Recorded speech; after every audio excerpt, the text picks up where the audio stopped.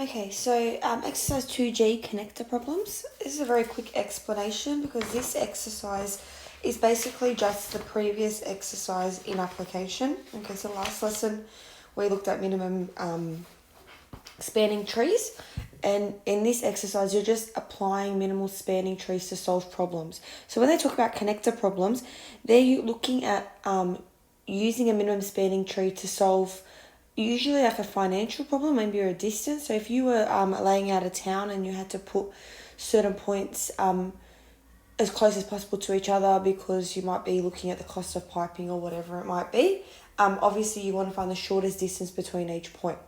Okay, so you should hopefully find this exercise pretty straightforward if you found the previous one okay. Alright, so let's have a look at this example. It says there are 11 locations that require access to power. These locations are represented by vertices on the network diagram shown. The dashed lines on the network diagram represent possible cable connections between adjacent locations.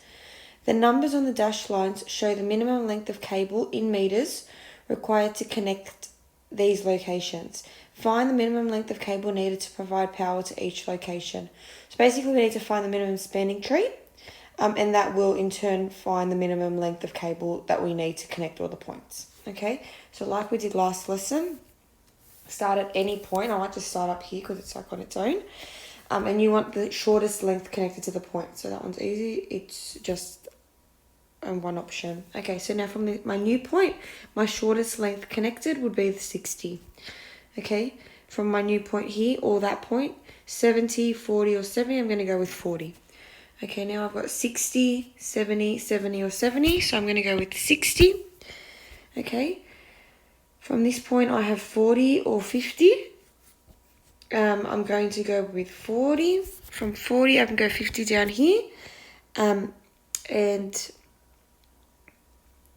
I'm also going to use that one because I need to connect that point somehow. Okay, now to connect this point down here, my best option would be to go with the 50, okay? And then continuing on, I've still got 2 points to connect. So the 40 there and the 60 there. Okay, so that will give us a minimum spanning tree. Okay, so now to find the minimum length of cable, I need to add them all together. So 60 plus 60 plus 40 plus 60 plus 40 plus 50 plus 50 plus 50 plus 40 plus 60 plus 70. So 1, 2, 3, 4, 5, 6, 7, 8, 9, 10.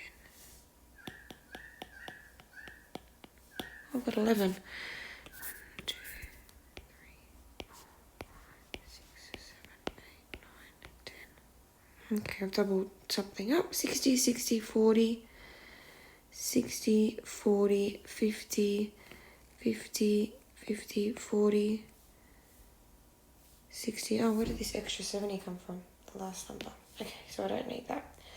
Alright, so if I add all of those together, let's have a look. So 60 plus 60, 120, 160, 220, 260, 310, 360, 410, 450, 510. Okay, so my minimum spanning tree should be 510. Okay, alright, sorry about that mistake, wasted a little bit of time.